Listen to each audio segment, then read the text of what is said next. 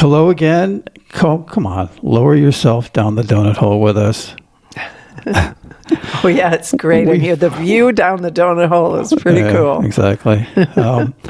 We find ourselves continuing to talk about our excursion to find the cave, and still going through a little bit of data that we gathered too, just for fun.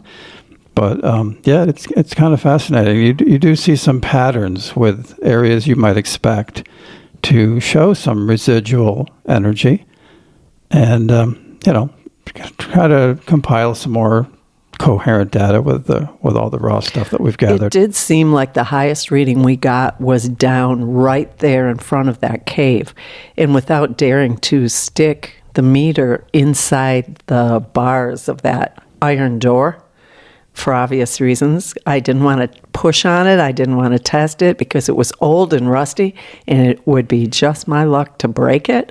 Or the meter? No, the door. Oh, if I was pushing on that so that we could get in there and take readings actually in that space. It may be a little old, but I don't think it's rusty, really.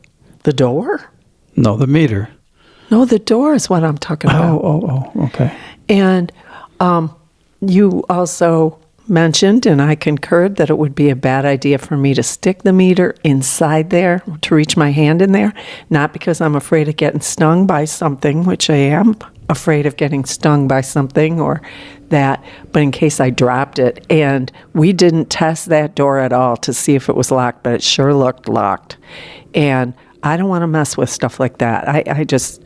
I've had too many bad experiences where all of a sudden you pry something loose that was just kind of positioned in place, and it didn't look like the public was invited in there. And so I respect that. I don't want to challenge that in any way and run the risk of, displacing a door that's meant to be there, or, putting enough force on there that I loosened up some rocks around there or something. No way, that's not something I'm interested in. So anyway, we held back, but I will say that even so, the highest meter readings that we took at that point was right in front of where that cave room was. And I say cave again, and I'm going to clarify again that it was what I will call done up in there.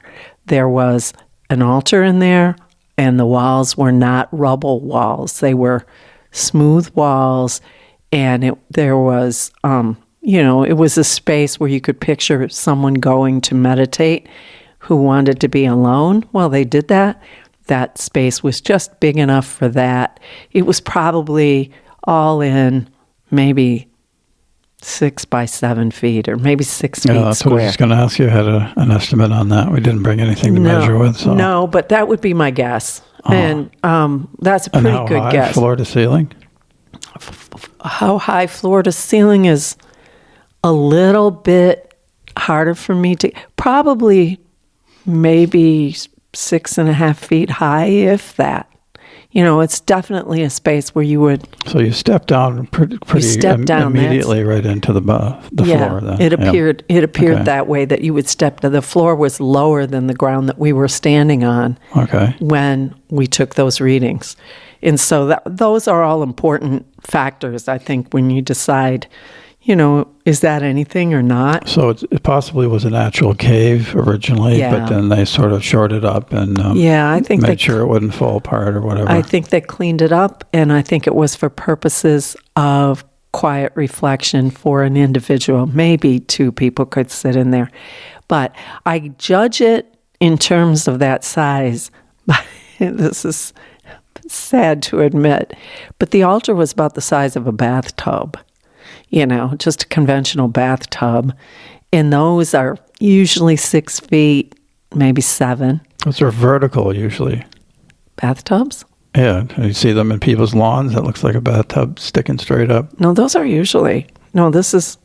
I don't know. Understand what you're saying. You have not seen that? What do you mean? It looks like a bathtub just stuck in the ground vertically, and there's I'm assuming Mary or like somebody in little, there. Yeah, like those little altars that people make out of bathtubs that they put vertically. Yeah, like a little nave kind of thing. Okay, that's the idea then. Yeah, like a little like a little niche type thing. No, I'm not talking about that type. I'm talking about like a conventional one. And those are usually 6 to 7 feet. And there was a little space on either side.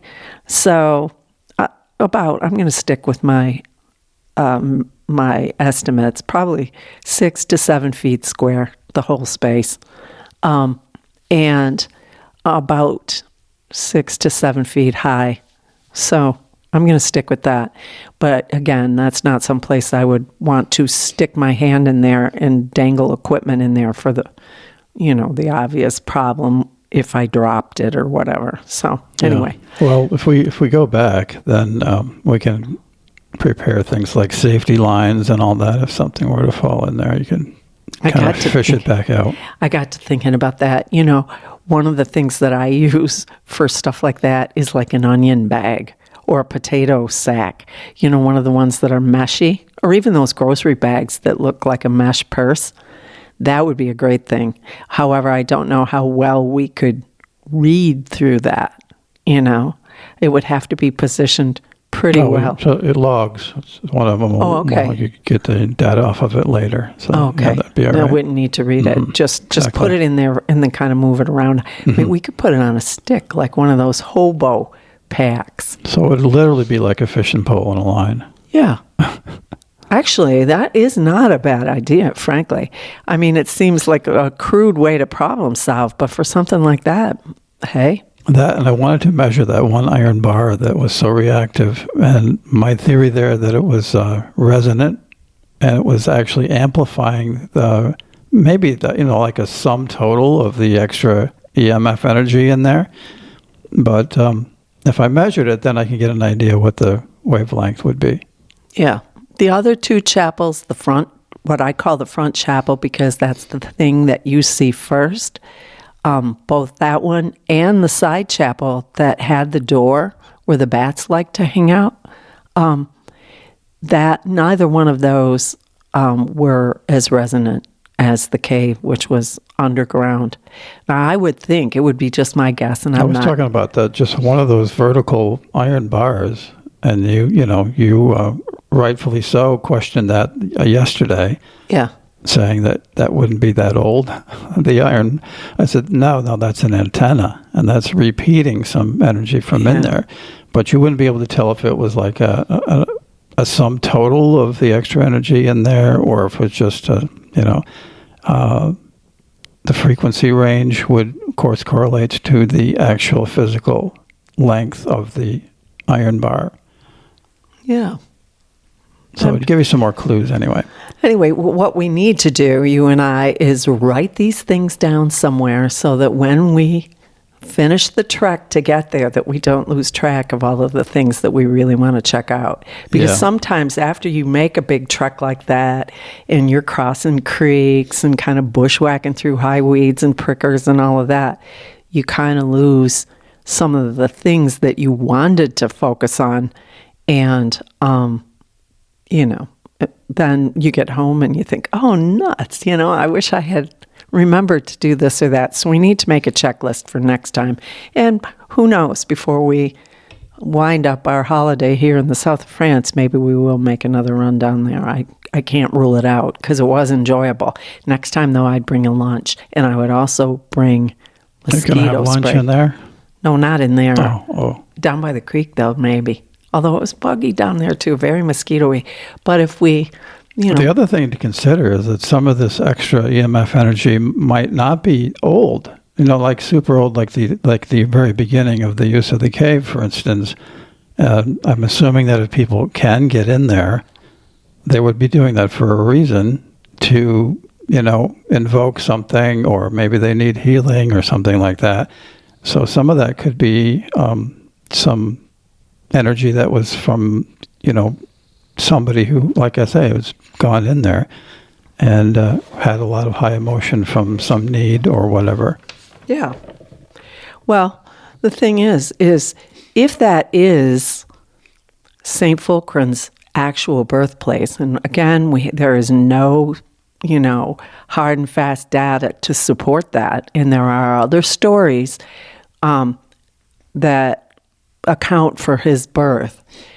But if it is his birthplace, then that would have to be from the early 900s, like 920 or something like that. So that's a long, long time ago. And I know that one of those chapels on the side up above, that dates from the early part of the 20th century. So, well, what you see there, you never know what was built upon. That's exactly right. It might have been something there before that they just sort of... That's exactly right. ...used in the construction of what you see there today. Yep, exactly. And that is very common. I mean, even the cathedral of St. Fulcran that we visited over in Lodève the other day, that is built on the site of a previous church that was dedicated to St. Geneviève. Now, when you look at that cathedral, and I think we have pictures put up by now, when you look at the front of the cathedral, over the doorway, the entrance to the cathedral, there are wonderful sculptures, life-size sculptures. And one of them, I looked it up to see who they depicted, because there's Jesus Christ in the center, above the point of the door, the apex of the door, which is arched. And there's two figures wearing bishop's mitres on either side. So I assumed all of them were bishops, but that's not the case. I think on the left side, as you're facing it, is St. Michael. And then I think St. Geneviève, I think. And then on the other side, St. Florin, who was the first bishop of Lodève long before St. Fulcran took on that role. And then the other one is let me look, I wrote it down someplace right here. St. Floris, and then St. Geneviève, St. Michael the Archangel, and St. Fulcran. So Fulcran, Geneviève, Floris, and St. Michael the Archangel. And I decided that since the church that was on that site previously was dedicated to St. Geneviève, I looked that up. And there were two St. Genevièves, one of a place called Ord. And that one, the first thing I read was that this St. Geneviève, his two children were saved from a horrible flash flood because they had captured a marmot, which is kind of like a woodchuck.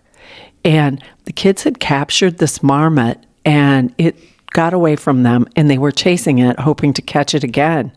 And because they were chasing that marmot, they were out of the danger zone when this flash flood took place that wiped out a lot of the houses and killed a lot of people, apparently.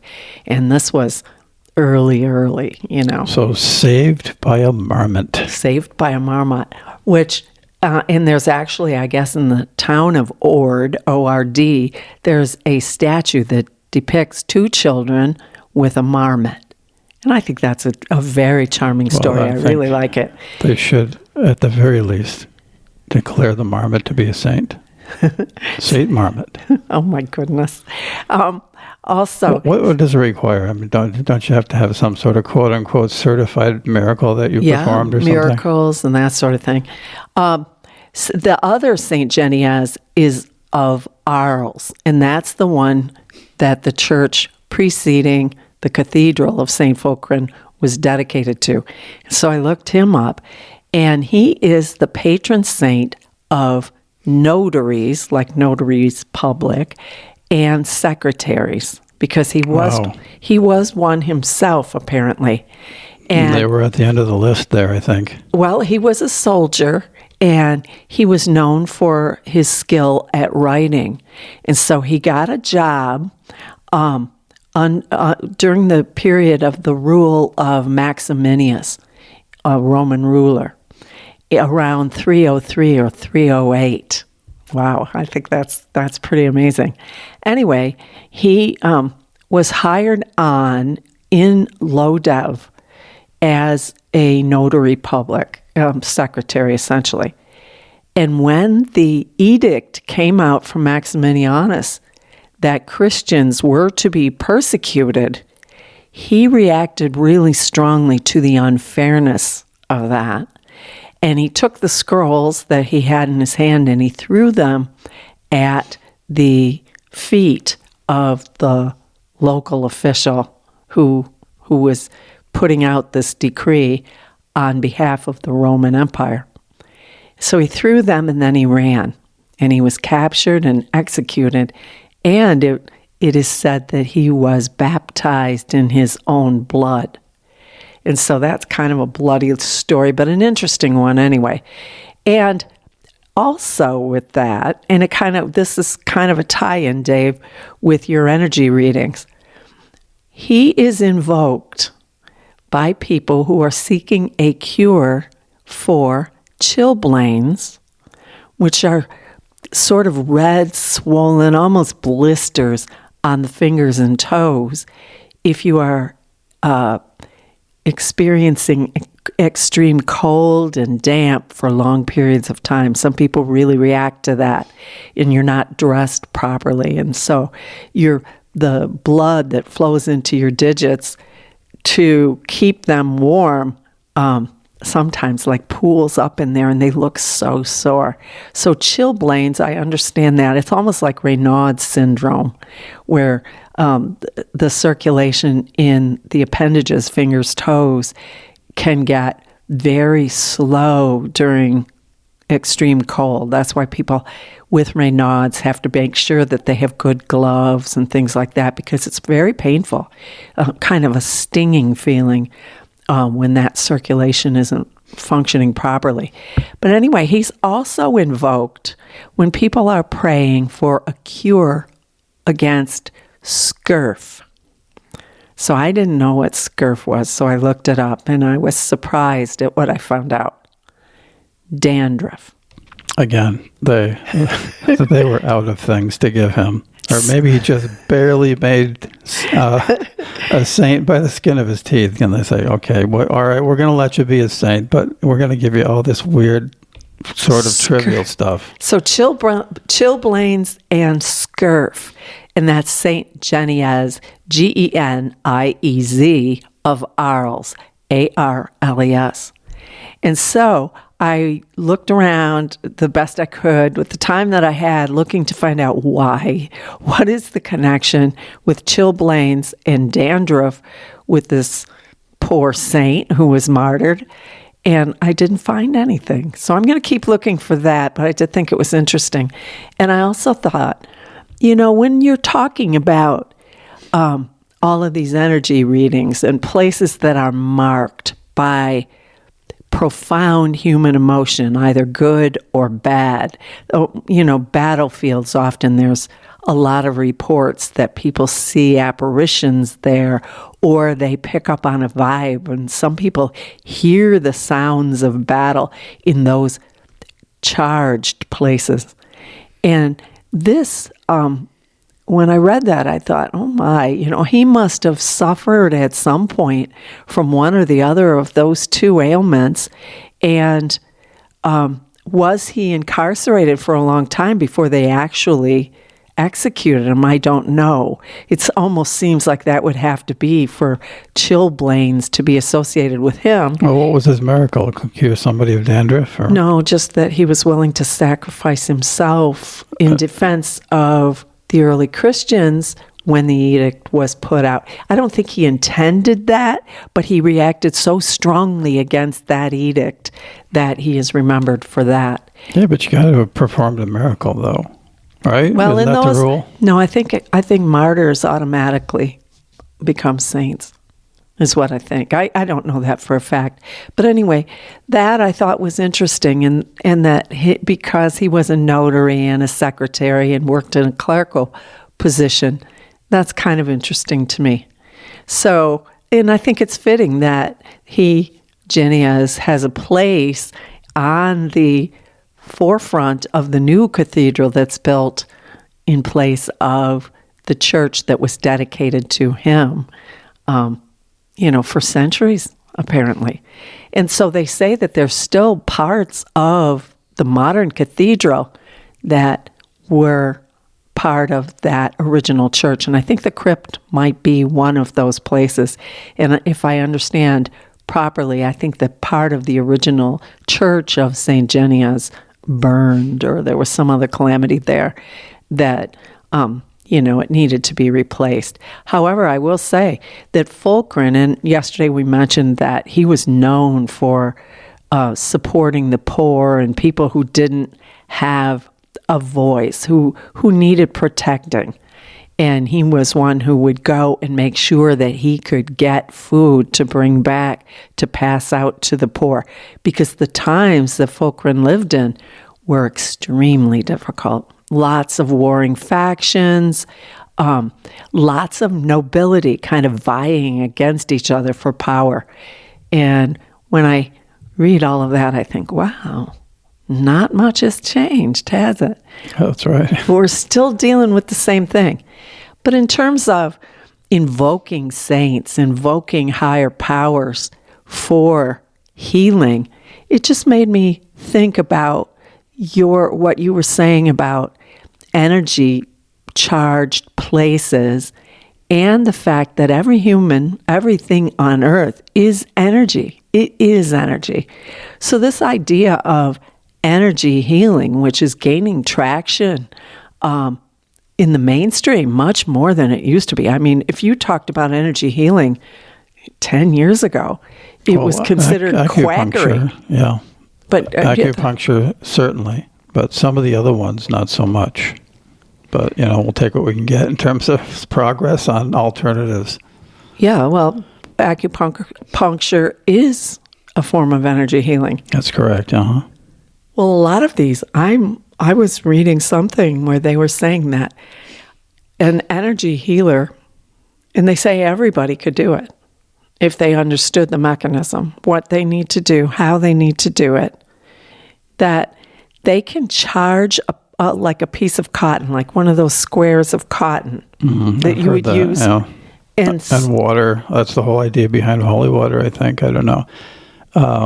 But I don't know. I've struggled with that kind of stuff for a long time.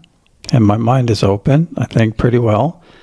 But, it's possible. Anything's possible, when you have infinite possibilities, which is what we learn from quantum physics now, that the hydrogen atom, for instance, which is hydrogen is the most abundant element in the entire universe.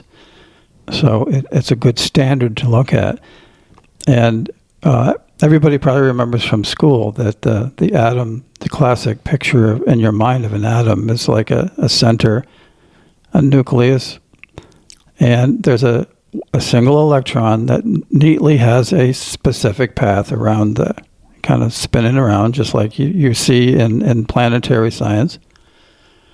And but they found out now that that's not true. That's oversimplistic. That the electron is actually spinning around in all different directions around that, so much so that it creates kind of a fog or a cloud around the nucleus instead of just one simple little path. That electron is all over the place and seemingly all at the same time. And the only time that you can actually see where it is, this is the probability thing, is when you observe it. When you observe it, it then becomes, you can see where it is around that nucleus. And when you stop observing it in some way, and by that I mean, it could be a human being, but obviously human beings can't say a single atom. So it also counts if you're using equipment to try and see what the atom looks like. And any sort of any sort of idea about observing it will change it from a cloud to a single position, which is amazing. You get kind of hard to get your head around that.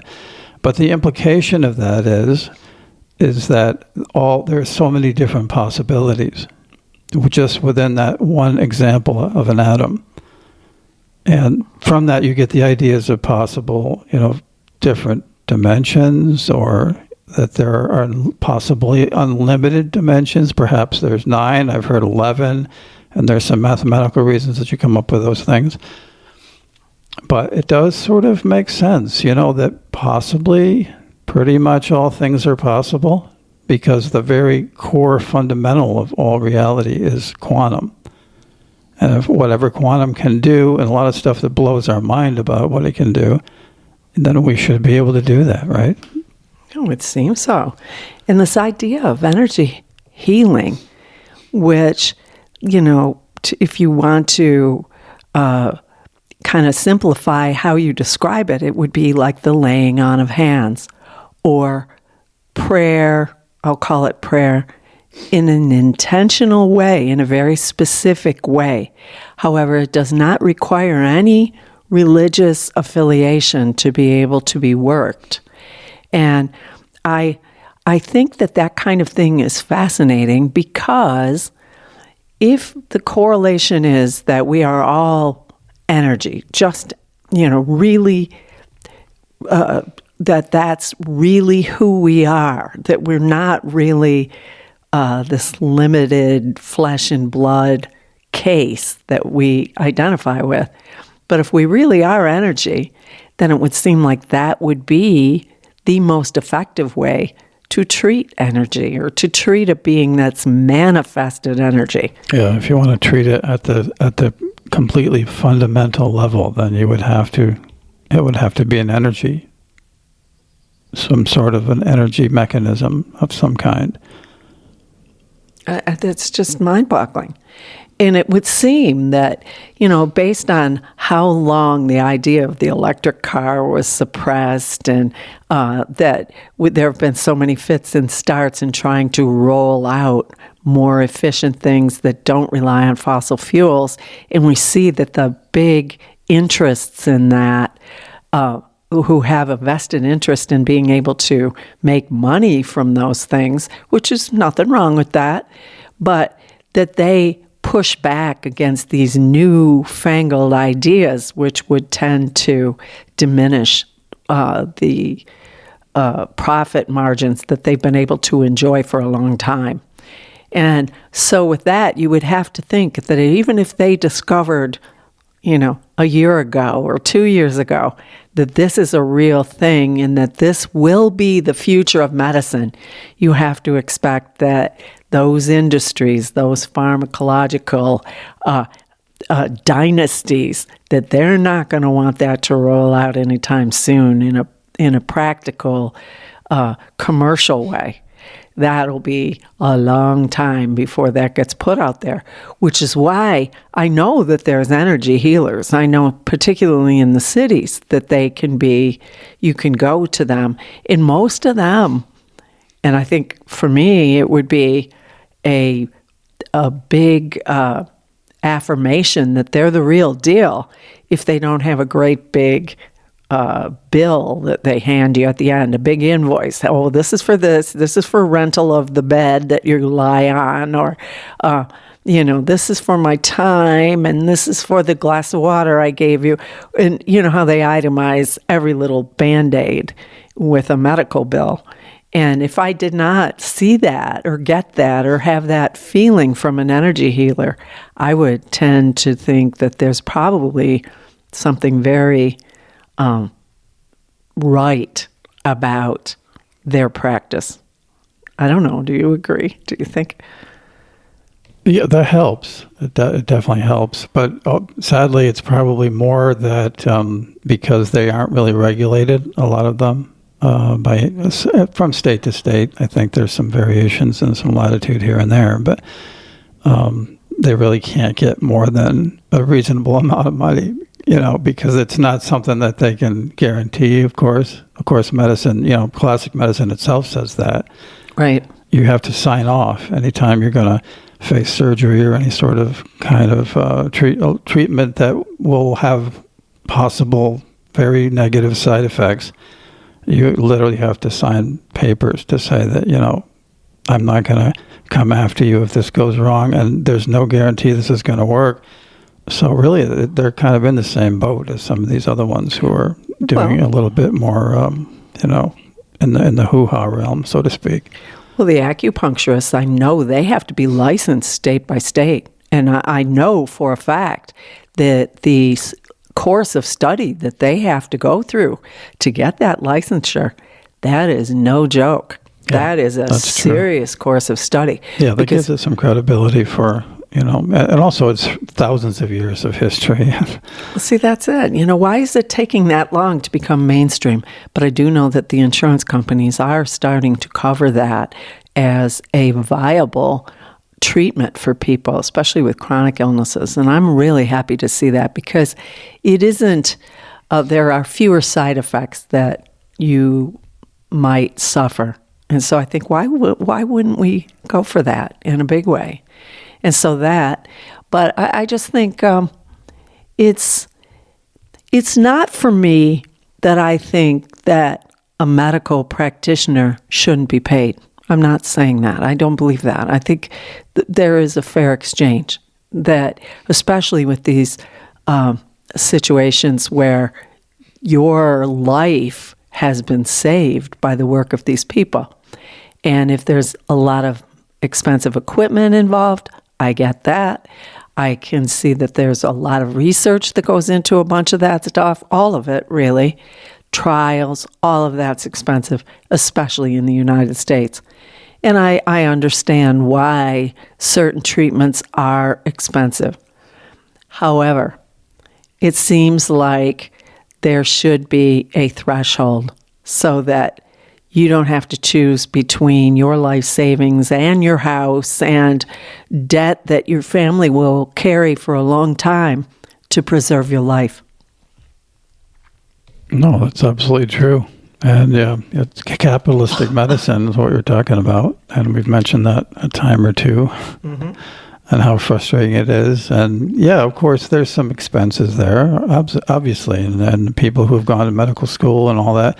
But it has to be reasonable. It has to be something that is not outrageously expensive. And that's what we're seeing, frankly. Yeah. And especially if you go to other countries and those same procedures, those same medicines are markedly less expensive, then you have to wonder, okay, why? Well, the difference there is that those areas consider medical care to be a human right, not a privilege. And the fees and the costs are regulated, and those are negotiated on. Yes, and that's why. Yeah. That makes sense to me.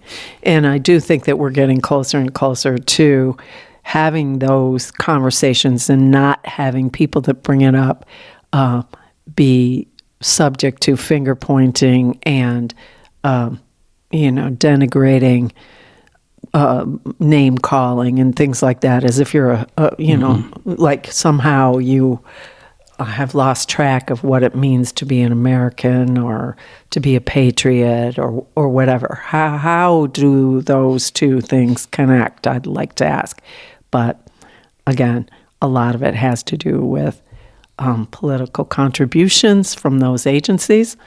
And it's right. Bernie's right to look at that, I have to say, and to call it out and say, well, okay, if people decide to vote for something or someone, knowing all the facts, knowing their connections, well, then that's fair.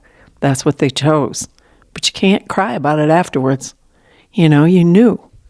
It's like the story of the fox swimming across the pond with the gingerbread boy on his back. And as he's getting out, he turns his head around and eats up the gingerbread boy. And he doesn't feel bad about it because he says, you knew what I were when you climbed on my back. Another interesting example of energy treatment, I should say, that I kind of changed my mind on recently, and that's something called red light therapy. And I thought, that seems like there's a lot of latitude for a bit of charlatanism in that one. But actually, I did look up some studies on that, and there are some proper scientific studies that show that it does seem to work, as long as the frequency of the red light is where it's supposed to be in terms of what they found out about, what actually works. There's a lot of stuff out there you can buy that looks like a red light, but it's not the therapeutic. It is a red kind. light, but it's not to spec. Is that right? So yeah. So anyway, what they from these studies, what they have found out is that that particular frequency range of red light it actually does stimulate the mitochondria. That's something that we have in every cell in the body, except for blood cells, I think. It's the only example. That's weird, isn't it? The red blood cells are the only ones that don't have mitochondria. A connection with the red light, anyway. But anyway, it sort of supercharges them and tells them to wake up and start producing power. The mitochondria are they call the powerhouse cells, or inclusions, I should say, within a cell, that they're where all the energy comes from. And the red light seems to stimulate them to produce more energy. And it will do things like heal stuff, like skin issues or even wrinkles, I guess. Understand? Oh, get me one. Order me up a couple. Yeah, we're going to need a floodlight for that one. No, for me, I mean. Hey, does it keep away mosquitoes? Well, yeah, mosquitoes and the biting insects, they don't see the red light, so they don't, basically it just is nothing to them, so they don't come around. Not that the red light keeps them away, that they don't like it, they just don't see it. So you mean like they're attracted to like yellow light or blue light or something like that? Something they can see, and they know that there's probably humans if there's some artificial light somewhere. So they go to that light that they can see, and then they'll find humans, and then they bite them. But red light, they can't see, so they don't come in an area that is flooded with red light. But so anyway, that's interesting. Something that sounds like it's just sort of medical fiction, but it does actually seem to work. Dave, does it affect mood like red light? Like how are people supposed to feel? Yeah, it is. It's relaxing for people, and that's probably built into the very, very old DNA of maybe our ancient ancestors or pre-ancient Neolithic, Paleolithic. Neanderthals and the like sitting around a fire, maybe, because it's kind of red and orange colors. Yeah, okay. How close do they put these lights to the skin? I don't know. It depends entirely on the strength of how much light is coming out, and also if it's the right frequency, I think that they had tested some of these trials they did with quite high levels of red light and from specific sources. And it varies, it depends. If you want to concentrate on one particular trouble spot or something, you might want to come in closer. If you're trying to just treat your body in general to get all of your mitochondria going, then, it would be further away, obviously. That's so cool when you think about it. Now, if you were going to a red light therapist, and not the red light district, that's not where you're going to find, or maybe that would be a clever little marketing ploy, I guess. You'd probably get all the wrong kinds of customers, though. You'd have to explain, no, that's not what we're doing here. Idea. Yeah, no, sorry. No, I do think that... That's another example of energy, which light is. We know photons is energy. And it, helping people. Right. So that makes sense. It's helping on that very, very fundamental level. Well, my question would be, if a person decided that they were going to try out a red light therapy for some skin ailment, maybe scurf, dandruff, or chilblains, maybe those two, I think probably it would be well worthwhile to look up the range of energy that was ideal and then ask the therapist to verify that that's the range that they were using. And, I think just be real clear about what your expectation is and then give it a shot. I would be definitely willing to try that. Well, we have, actually. Yep. But I mean, just generally, we were in charge of testing some lamps, and that was kind of interesting. Well, before that, even though we put red lights in a screen room, and that just to not attract the biting insects, and then later when we got into this whole line of thinking with red light therapy, decided to test the bulbs that we had bought just for lighting the room. And it turned out, they did have some energy in the proper frequency range. One of them. We had two. No, both of them did. Did they? Yeah. Mm-hmm. I thought that just... Two different kinds, but they both did, yeah. But one was better than the other, you said. Yeah, that's right. So, I think that's interesting. And I will say that it created a certain vibe out there. It was a little bit, a bit much for me, just generally. I mean, I don't mind a kind of the glow of a candle or an orangey colored light, but this was really red. And while I did enjoy sitting there, when I got up and came back into the room and you just look at it, it didn't look as inviting as other colors. You know, candle-y colors to me are more inviting than You got used to it, though. red.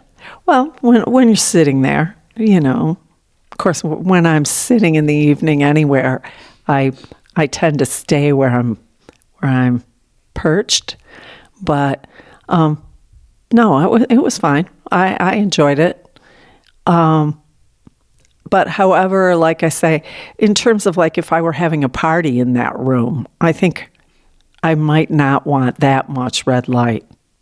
It was a little hard for me to see, to tell you the truth, to move around in that room. Did you find that? So it's like a nightclub, you know.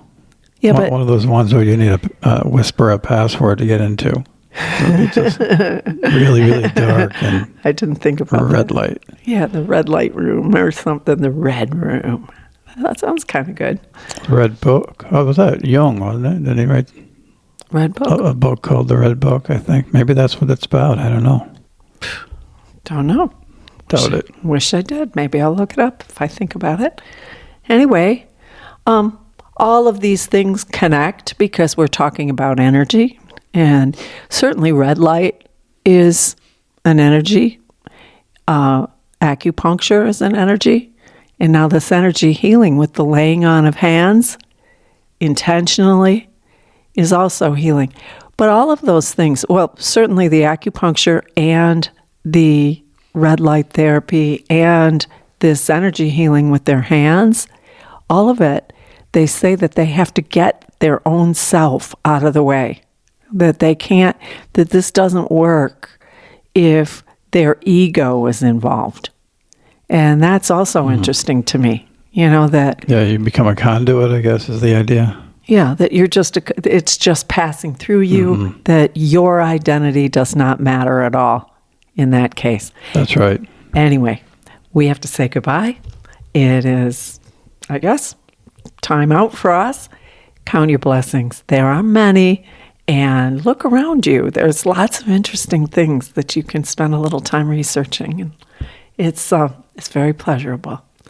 Anyway, take care. We'll talk to you tomorrow. See you next time.